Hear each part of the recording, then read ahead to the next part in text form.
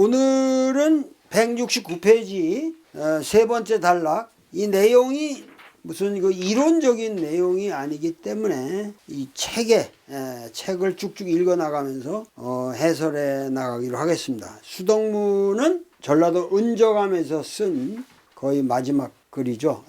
요 다음에 한글 가사 하나 더 쓰고 떠나는 거죠. 그러니까 수덕문에서 이제 그 남원에서 쭉 썼던 글들을 거의 신테시스 여기서 다 종합하고 이 글 속에서 종합하고 그 몽중노소 문학가는 이제 자신의 아이덴티티를 새롭게 객관적으로 단순히 그 용담의 어느 한 그 인물이 아니라 세계적인 인물로서 보편적인 하나의 인물로서 자기를 재차 이렇게 아이덴티티를 새롭게 만드는 거예요. 그 몽중노소문답가라는 게. 그러니까 수덕문에서 자기 이론적인 것을 여기서 일단은 정리를 한 거죠. 정리를 한 거예요. 그러니까 이 사람이 수덕문에서 주장하는 것은 동학은 이미 유교의 틀을 넘어섰다. 그 인의 예지는 선성이 가르친 바이지만 수심정기는 오직 내가 새로 정한 것이다 라고 하는 메시지가 말해주듯이 상당히 자신의 동학 사상이라고 하는 것. 그러니까 이 사람이 이미 동학을 규정한 것은 동학론에서 했으니까 그 동학론에서 클레임한 것을 수덕문에서 다시 한번 신테제로 제시하는 거죠. 그래서 이제 여기서 얘기를 하는 거 보면은 시묘 가정지업 안지 가색지역 이렇게 나가죠. 마음속으로는 가정을 꾸려 나가야 한다는 생각이 있었지만 나는 농사를 지어본 적도 없으니 그걸 어찌 지금 생짜로 지금 습득할 수가 있겠는가. 그러니까 농사를 지으려도 아버지 돌아가시고 나서 깝깝한 거죠. 그러고 내가 뭐 공부를 많이 했다고는 하지만 내가 공부한 것이 서무공과지 독이라. 그 대학자들이 과거를 본다고 그냥 선생 들어가면서 지독하게 다 돌돌 시삼경 외우고 이런 식으로 그렇게 독실한 공과를 내가 한 것도 아니다. 자기는 그냥 건성 공부하는 게 재밌어서 아버지가 과거니 있다고 생각하지 말고 되는 대로 공부해라. 그래서 이 사람은 잡학이 아주 강했다고 그러거든. 그래서 의학도 공부하고 이 사람이 뭐 명리도 보고 뭐 여러 가지를 했던 모양이야. 이 사람이 또 병서도 많이 읽고 그래서 서무공과지 독이라고 하는 말은 학문으로 말해도 책을 읽은 것이 대학자들의 독실한 수준에는 미칠 바가 아니었으며 의추 청운지지라. 청운지지라는 건 암암리 이게 청운의 꿈이라고 하는 건 이 과거를 봐가지고 금이 환영해가지고 벼슬 한다는 건데 그따고 청운의 꿈은 내동댕이 쳐버린 지 오랬단 말이야. 그러니까 그렇게 살다 보니 가사는 점점 쇠락하여 가고 가산 점쇠하고 미지 말초지여 나중에는 끝장이 어떤 모습이 될지 예상키도 어려웠다. 나이는 점점 먹어가는데 신세가 점점 졸렬해져 가는 꼴을 탄식만 하고 있었다. 가탄 신세지 장졸이라고 그랬거든. 그래서 요난 팔자. 그래서 내 팔자 소관이 어떻게 됐는가 하고 자기가 점도 쳐봤다 이거야. 팔자를 헤아려 봐도 그 속에는 내 팔자 속에는 춥고 배고픈 우려가 새겨져 있었다. 여기 뭐라고 그랬어요? 한기지려가 있었다 이랬잖아. 생년월일을 따지는 게 팔자잖아. 생년월일 운명적인데 거기 그 팔자를 따져봐도 넌 자식아 춥고 배고프게 살 놈이다. 사실 이 사람은 죽을 때까지 춥고 배고프게 살았지. 뭐 마지막 해에 잡혀지기 직전에 그냥 생신잔치 하나 크게 한 거. 제자들이 모여가지고 생신잔치 크게 해준 거. 그 정도일 거야 아마. 그래가지고 염내 40이라 그렇게 하는 가운데 나이가 벌써 생각해보니 벌써 40이다 이거야. 30 몇 살인데 꼭 40이라고 그래. 나도 이제 그냥 80이라고 그래야겠어. 기무불성짓하니요. 이게 어찌 아무것도 뚜렷하게 성취한 것이 없는 내 인생을 한탄치 아니할 수 있겠는가. 무성짓하니라. 소열임이죠. 그래서 여기 소열임이죠. 내 몸 하나 누일 보금자리도 하나 마련하지 못했으니. 여기 참 멋있겠죠. 수은 천재지 광대. 누가 이 천지가 광대하다고 말하느냐. 이 너른 천재 내 몸 하나 누일 곳이 없지 않냐. 그런데 무슨 이 세상이 넓다고? 그 뭔 소용이 있나. 광대한 이 천지에 내 몸 하나 누일 보금자리 하나 마련하지 못했으니 하는 일마다 빠그러져서 제대로 되는 일이 없으니 이 한 몸 둘 곳 없어 스스로를 연민하게 된다. 자린 일신지 난장이라. 참 그 문장력이 좋습니다. 자린 일신지 난장이라. 나도 요새 좀 용감하게 한시도 쓰고 좀 이 사람 스타일로 좀 내가 용감하게 살기로 해서 글도 말이야. 너무 우리는 사실 암암리 이 서양 학에, 그러니까 서양의 학에 우리가 너무 물려 살았어요. 보면은. 그러니까 문장도 진짜 자기 스타일로 쓰는 사람이 거의 없다고. 전부가 이 서양의 논리와 서양의 어떠한 그 기본적인 20세기에 19세기 20세기를 통해서 서양 사람들이 만들어 놓은 학문의 체계를 떠나서 자기 스타일로 글을 쓰는 사람이 너무 없어. 요새는 내가 반성을 많이 하고 있습니다. 진짜 우리 글을 써야 된다. 우리 생각을 표현해야 된다. 이제 정말 우리가 수은을 배워야 한다. 수은은 자기 생각을 썼거든, 이 사람은. 세간에 얽힌 복잡한 일들을 다 떨쳐 벗어버리고 또한 가슴에 맺혀 응어리진 일들을 꾸짖어 과감히 내버렸다. 채꺼 흉해지 분결이라고 했어. 가슴에 그냥 분결 이렇게 그냥 얽혀서 울결된 것을 채꺼라고 그랬거든. 그냥 책망하며 내버렸다. 그러면서 가자 용담으로 돌아가자. 용담의 옛집이야말로 우리 아버지 근암공께서 장석을 하시던 곳이요. 장석이라고 해봐야 뭐 이 사람도 저 서울 가가지고 과거 시험에 낙방 먹고 돌아와가지고 면목이 없으니까 동네 애들 모아가지고 조그만 서당한 것밖에 없거든요. 그래도 근암공께서 장석하시던 곳이요. 장석이라는 게 학문을 강론하는 자리라는 거죠. 동도의 새마을이야말로 동도지 신부라고 그랬거든. 그러니까는 고도 마룡이라는 표현에 대해서 용담을 동도의 신부라고 표현했어. 그러니까 동도의 새마을이야말로 유아지 고향이라. 이거야말로 순수한 오직 나의 고향이다. 그러니까 그 용담에 돌아온 자기 이제 소감을 얘기하는 건데 그것도 아주 간결하게 얘기를 하는 거죠. 처자를 거느리고 옛 보금자리로 돌아온 것이 기민년 10월이요. 그러니까 1859년 10월에 이 사람이 돌아와가지고 비실비실 하다가 운을 타서 도를 받은 때가 경신년 4월이라 그랬거든. 그러니까 이게 굉장히 정확하게 쓰고 있어요, 이 사람이. 기민년이 1859년이고 경신년이 1860년이거든. 그게 이제 10월부터 여기 4월까지는 자기가 뭐 그 왜 돌아와서 문간에다가 뭐 중인들하고 내가 어울리지 않는다, 뭐 다시는 문 밖에 나가지 않겠다, 그러면서 이름도 고치고 뭣도 고치고 막 이래가지고 아주 각오를 가지고 지낸 게 한 뭐가 됐어요. 10월 1, 2, 3, 4 6, 7개월 되는 거야. 이 사람 6, 7개월에 또 그 얘기 하잖아.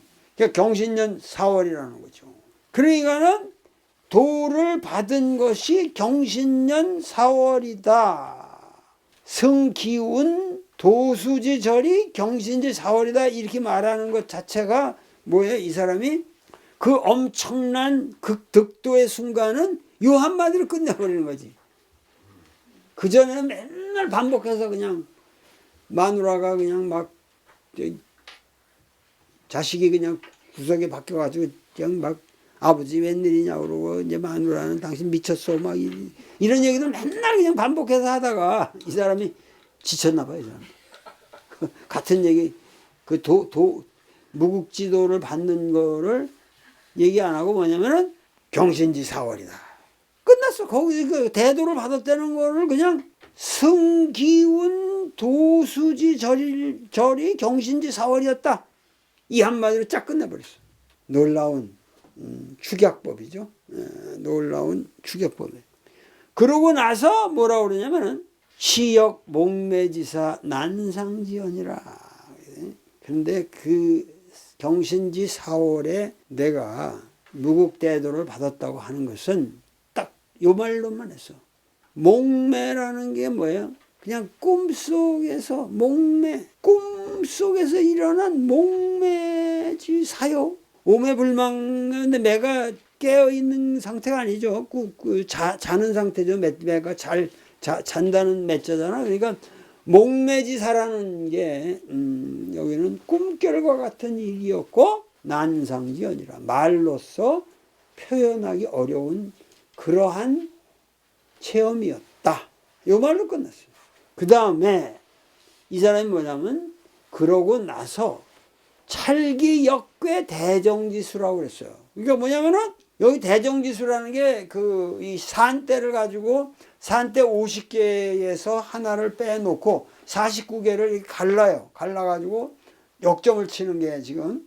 그러니까 뭐냐면은 이 사람도 이 점을 쳤다는 얘기예요. 찰기역괴 대정지수라는 거는 대정지수라는 게 이게 원래 대연지수라고 말하는 거예요. 대연지수. 이 대연지수를 말하는 거예요. 근데 원래 사실 천지지수라고 하는 거는 이게 55라 이게. 그런데 대연지수가 지금 50이라고 그랬거든. 1, 2, 3, 4, 5, 6, 7, 8, 9, 10이면은 이게 이 천수는 1, 3, 5, 7, 9잖아요. 네? 그럼 이게 몇이지? 4, 9, 16, 25가 되고 2, 4, 6, 8, 10은 어떻게 돼? 30이 되잖아요. 그럼 이거 플러스 하면 55라고. 이게 천지지수거든.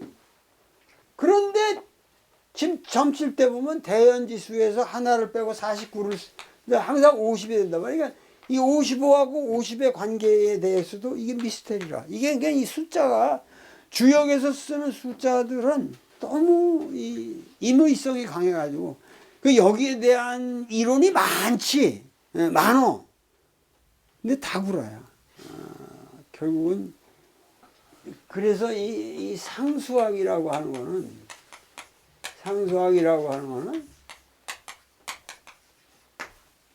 주역의 이 괴 자체의 배열이라 이런 거는 아주 스트릭트하게 합리적인 거야. 그런데 이 숫자를 거기다 매긴다든가 방위를 거기다 매긴다는 건 임의적인 거라고. 건괴가 뭐 북으로 가냐 남으로 가냐 뭐 건괴 공괴지만 그걸 뭐 이괴냐 뭐 그러니까 간괴를 동방 동으로 놓냐 뭐 이런 거 같은 게 방위 같은 게 제일 그 문제라. 방위도 같은 게. 근데 그게 왜 어느 개가 어느 방위라는 게 그 필연성이 어딨냐? 몰라. 사실은 임의적이라고. 근데 그거 가지고 그냥 피 터지게 싸워. 하여튼 그거 보면은 그거 백날 싸워봐야 뭐냐고. 출발 자체가 임의적인 건데. 복귀 씨가 이렇게 말했다 이건데 뭐. 그 다음에 복귀 씨가 말했고 그 다음에 뭐 문왕이 말했고 이거 황제가 말한 거고 거기다가 이제 김일부라는 사람이 용감하게 조선에서 내가 말한다 이러고 나온 거지. 복귀 씨가 문제냐. 근데 재미난 게 뭐냐면 김일부 선생이 이것도 말이야. 사실 이게 보통의 일부로 알거든. 한 농부, 한 사나이로 하는데 사실 이 부자가 이게 이렇게 하는데 여기에는 하늘을 탁 뚫고 올라와 있는 사람의 상이거든. 그러니까 부가 이게 뭐냐면 오직 하나이신 하느님이다. 어? 사실 내가 하늘에서 만들어내온 주역, 내 주역에 이게 어떡하지? 역들은 복희부터 문왕, 공자고 맹자고 다 틀렸다. 내가 만든 이것이야말로 바른 역이다. 그래서 정역이라고 그러는 거예요. 그런데 또 재미난 게 뭐냐면은 예로부터 역이라는 게 연산역이라는 게 있었고 귀장역이라는 게 있었어요. 또 귀장, 여기 감술장자 역이라는 걸 안 쓰기도 하는데 그러고 주역이 있었단 말이에요. 이게 삼역이라, 이 삼역이라고 그래. 삼역. 근데 연산역은 이게 하나라 역이고 이게 복희 씨가 만들었다는 거야. 복희 씨가. 그리고 귀장역은 이게 은나라 역이고 주역은 주나라 역이다 이거야. 그러니까 이게 주나라 역이죠. 이게 주나라, 하나라 역, 은나라 역, 주나라 역인데 이거는 복희 씨가 만들었고 귀장역은 이거는 황제가 만들었다. 황제가. 그리고 주역은 언제 만들어졌냐? 혁명의 시기. 은나라 말기에 문왕이 유리 감옥에 이렇게 쓰나? 유리라는 감옥에 갇혀 있을 때 만들었다는 거예요. 지금 주역을 봐도 말이에요. 이게 지금 여기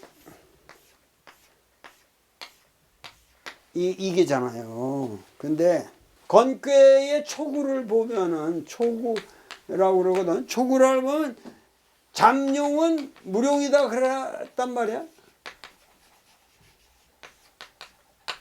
잠룡은 무룡이라고 그랬단 말이야. 이거 나대지 말아라. 있어. 그리고 이 두 번째 하여튼 현룡 재전이라고 그랬단 말이야. 이 무트로 나왔어. 이제 이게 나와가지고 무트로 나와서 군자는 여기 3번째 군자는 종일 건건하고 그렇게 나가잖아요. 종일 매일 조심조심해서 살아라 이렇게 나가고 그 다음에가 혹약재연이라는 여기 약이 나와. 혹약재연이라 그렇게 나간단 말이야. 이 연못에서 이제 테이크오프를 하는 거야. 테이크오프를 하면은 구호에서 뭐예요? 구호에서 비룡대천이다 이견대인에 나온단 말이야. 구호에서 이제 비룡대천이다 그런단 말이야. 대천이란 말하면 잠룡 무룡에서 재전으로 해가지고 군자가 조심조심해서 튀어서 구호궤에서 여기 구호가 제일 득하는데 거기서 올라가잖아요. 그러면 이게 뭐예요? 이게? 우리말에 사실은 개굴창에서 시굴창에서 욕난다. 이게 그야말로 형편없는 데서부터 천자의 주의까지 올라가는 거거든. 이거 완전히 계급성이라다가 신분성이 무시되는 거라고 지금. 그러니까 이게 아까 여기 유리 감옥에서 문왕이 이 혁명을 일으킬 때 썼다고 그러는 게 일리가 있다는 얘기야. 이거 지금 이게 도저히 불가능한 얘기잖아. 응? 아주 저 시골창에 있는 개굴창에 있는 천민이 하늘을 유유히 나르는 거대한 비룡이 돼가지고 쫙. 네? 오늘날 우리나라 지금 선거를 앞두고 누가 비룡이 될지는 모르겠지만은 이게 모르는 얘기라 이게. 그러니까 주역이라는 거가 재밌는 거는 사실은 이것만 봐도 나는 이 사람들 눈치 못 채는데 계급성이 없어. 신분의 제약을 타파한 논이야. 그렇게 보면은 주역이라는 건 이게 굉장히 파격적인 논이야. 저거 쳐가지고 나오는 놈은 누구야? 그 주원장이가 여기 사람 아니야? 여기 한국 사람인데 중국 가서 천자가 됐잖아요. 그게 혁명의 시대잖아. 혁명. 그러니까 문왕이 이렇게 해서 이거 만들었다. 그래. 근데 아까 이거 얘기하다가 말이 또 빗나갔네. 연산역이 있고 귀장역이 있고 주역이 있는데 사실은 그 앞에 주역 정연이가 한 말을 보면 주역이라는 건 사실 주나라역이라는 것도 있지만 이게 가장 보편적인 주보라고 그랬거든. 가장 보편적인 역이라는 뜻도 된다. 이거거든.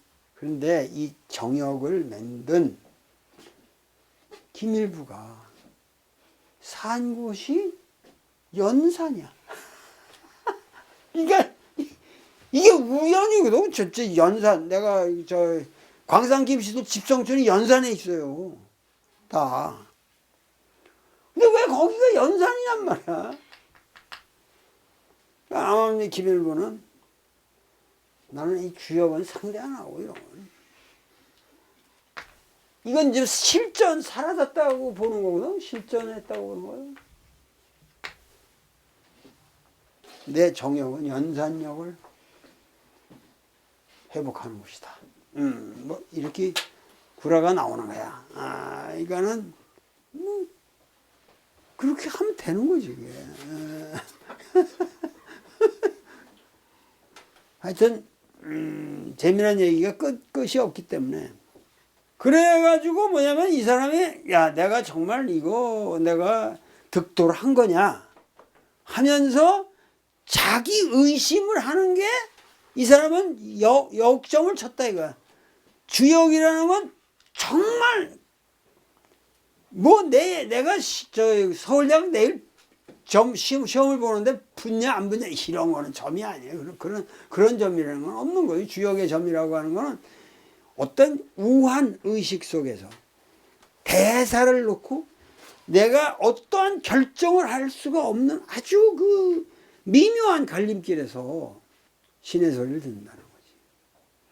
근데 신의 소리를 듣는다는 게 무슨 지성소에 가서 돈 내고 무슨 대제사장이 지랄해서 듣는 게 아니라 누구든지 자기가 만날 수 있는 거예요. 이 점이라는 거는. 그래서 이게 재미난 건데 자기 검증을 들어간 거예요.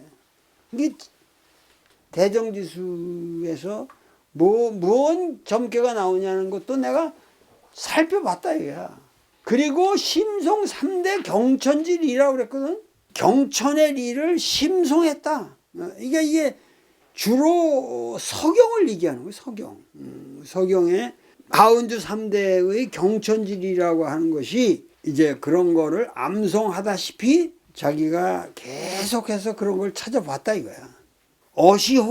어시호라는 거는 이러한 과정을 거치면서 선유지 종명하고 나는 우리의 앞선 대유들이 하느님의 명을 잘 이해하고 따랐다는 것을 알게 되었다. 그러니까 오히려 서경이나 시경에 올라가니까 거기에는 소위 하느님이 인격자로서 나타나더라 이거야. 인격적인 하나님이 거기는 있더라 이거야. 그러니까 여기서 마테오 리치에서 개발을 받아가지고 이 기독교에서 이 사람이 개발을 받아서 하려고 그러는 게 인격신을 만나는 거였거든. 근데 그 인격신이라는 개념이 상제로서 이미 시경이나 서경 같은 데에 충분히 있더라 이거야.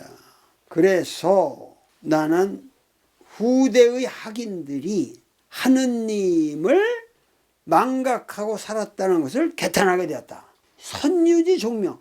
그러니까 옛날의 선유들은 옛 선비들은 하느님의 명령을 따를 줄을 알았는데 후학들은 그것을 망각해버렸다.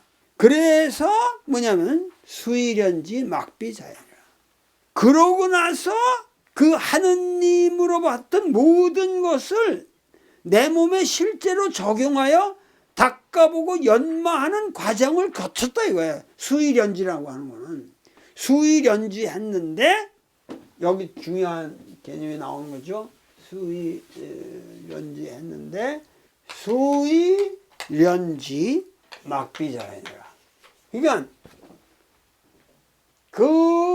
이 주역이나 뭐 시경이나 사경이나 이런 그래서 사은주 3대의 그러한 모든 선유들이 하느님과 교통한 그러한 소통한 그러한 것을 내 몸에 실제로 닦아서 연마해 봤더니 막비자연 스스로 그러하지 아니한 것이 없더라. 이 말은 뭐예요? 결국 하느님이라고 하는 존재에 이걸 인격신이라는 개념을 도입을 해도 그 인격신이라고 하는 것이 결국은 뭐냐면은 자연이더라고요. 그것이 그러니까 이게 뭐냐면은 내가 여기서 경계의 철학이라는 말을 썼지만은 항상 그 인격신과의 만남이라고 하는 것을 항상 인격화하면서도 동시에 이 사람은 막비자연이라는 건 뭐야? 비인격화 시키는 거예요. 점을 쳐보고 계속 검증해보면서 경전을 읽어보고 이러면서 이 사람은 느끼는 게 뭐냐면 그 인격신과의 만남이라는 것은 결국 알고 보면 스스로 그러하지 아니한 것이 없더라. 그러면 노자적인 자연 철학으로 비인격화 시키는 거예요. 초월화 됐다가 이 하나님을 초월자로 만들었다가 동시에 내재적인 비초월적인 존재로 다시 만드는 거라. 그러니까 이 순의 어떤 사유 패턴이라고 하는 거는 항상 그 양면에서 한 면에서만 쭉 가는 게 아니라 이 양면적인 그 경계적인 사고가 있다는 거지. 그러니까는 초월적인가 하면은 내재적이고, 그러니까 내가 이걸 혼원론이라고 그랬잖아. 인격적인가 하면은 비인격적이고, 이것이 우리 한국 사람의 특징이라고도 볼 수 있는 거지. 고조선 철학의 특징일 것 같아. 그러니까 한국 사람들은 뭐 교회 나가서 할렐루야도 또 해주고, 그리고 또 그냥 만나서 저기 할 때는 뭐 하나님이 어디 있어? 그러고서 그냥 우리나라 저 목사님들하고 얘기해 보면은 틴 목사님들은 그 다 그냥 웃기는 이게 나는 완전히 혼원론적 사유라는 거지. 이 사람이 여기 막비자연이라고 말한 거는 그런 맥락이 있는 거야. 스스로 그러하지 아니한 것이 없더라. 그러면서 하는 말이 강내 부자지도 즉 일리지 소정이야. 공자의 도에 비하여 나의 도를 논구한다면 크게 보면 양자가 같다고 볼 수도 있겠지만 내면에 깔린 의미체계는 다르다고 봐야 된다 하는 얘기예요. 그게 뭐냐면 일리지 소정이라고 하는 건 부자지도는 하나의 이치, 그러니까 이게 일이관지라고 하는 공자가 그 말한 그 논리를 가지고 얘기하는 거거든. 그러니까 일리의 한 이치의 소정이다. 근데 그걸 갖다가 이제 그 정자는 무슨 중요다. 뭐 중요일 뿐이다. 뭐 이런 얘기를 했는데 그 개소리고, 공자가 말한 것은 어떠한 하나의 일관된 도덕적인 질서가 이 부자지도에 있는 건데, 나의 도를 논한다면 내가 깨달아. 그러니까 여기 부자지도하고 유아지도를 같이 대변시켰다는 것 자체가 뭐예요? 수운이 나를 공부자의 도하고 내 도를 같은 급에서 놓고 얘기하는 거야. 완전히 같은 차원에서 얘기하는 거야. 그렇게 된다면은 대동이소이라. 여기서 대동이소는 우리말의 대동소이다 그런 말이 아니라 대동소이라는 대동소이라고 하면은 지금 뭐냐면은 소위를 깔보는 말이잖아요. 대동소이는 약간 그냥 같아 뭐 차이가 없어. 그렇지만은 이 사람이 말하는 대동소이는 공자의 도와 나의 도는 크게 보면은 같은 휴머니즘을 깔고 있다. 그러나 핵심적인 게 조금 다르다 이거야. 그러니까 여기는 대동소이가 이 사람은 대동에 있는 게 아니라 뭐에 포인트가 있죠? 소위에 있는 거야. 다르다. 그 다르다는 게 요게 고조선 철학이다는 얘기지. 이게 중국 놈들의 이런 사유체계로 도저히 환원이 안 되는 유교로서 환원이 될 수 없는 나만의 사상이 있다. 이걸 소위라고 했단 말이죠. 소위. 이게 사실은 대단한 거죠. 이런 말을 한다는 게. 그래가지고 내 마음에 드는 의아스러운 것들을 다 제거했어. 그랬더니 남는 거 뭐냐? 의아한 것을 다 제거하고 정말 초월적인 신이 있느냐, 존재하는 신이 있느냐 하는 그런 것에 대한 의심을 다 제거하고 나니까 사리의 상현만 남더라. 상식적인 항상 그러한 세계만 우리 눈앞에 펼쳐지더라 이거야. 사리지 상현이라고 그랬어. 그러고 그것을 고금의 역사적 체험에 다 견주어 보니 찰기 고금하니 즉 인사지소위라. 결국 사람으로서 당연히 해야 할 일들만 남더라. 얼마나 멋있냐. 결국 모든 종교적 체험을 이 사람은 뭘로 본 거야? 아주 특수한 종교 체험인데 이 사람은 커먼 센스로 돌아간 거죠. 아주 당연하고 인사지 소위는 졸렌의 문제고 사리지 상현은 자인의 문제란 말이야. 우리가 항상 그렇게 보는 항상 그러한 세계 그거를 우리는 거부해서는 안 되는 거죠. 그걸 종교적 체험이라고 하면 안 된다 이게. 종교적 체험이라고 해도 그 종교적 체험이 뭐냐? 사리지 상현이 돼야 되고 인사지 소위가 있어야 된다. 그러니까 이 순의 지금 이 사상은 여기서 이 어마어마한 겁니다. 지금 이게 이 수동문에서 말하고 있는 게 뭐냐면 모든 신비적 체험을 비신화하고 초월적인 거를 모두 사리지 상현 항상 그러한 것으로 이 상식적인 down to earth nitty gritty 하나 이게 매일매일 벌어지는 우리의 해야 할 일들 그리고 우리가 바라보고 있는 모든 공통의 상식적 세계 이거를 벗어나면은 이건 종교가 아니다. 이게 내가 말하는 동학의 위대함이라는 거예요. 이게 도대체가 어떻게 종교를 개창한 사람의 생각에서 이렇게 심오한 생각이 나오는가 참으로 놀랍다는 거죠. 하여튼 수덕문의 내용은 내가 보기에 상당히 대단합니다. 여러분들이 반드시 이 수덕문을 집에서 다시 한번 이렇게 아직까지도 동경대전을 안 사신 분들은 반드시 사서 반복하시면서 좀 보셔야 그래도 이런 것들이 우리 주변에 펼쳐져야 우리나라가 제대로 됩니다.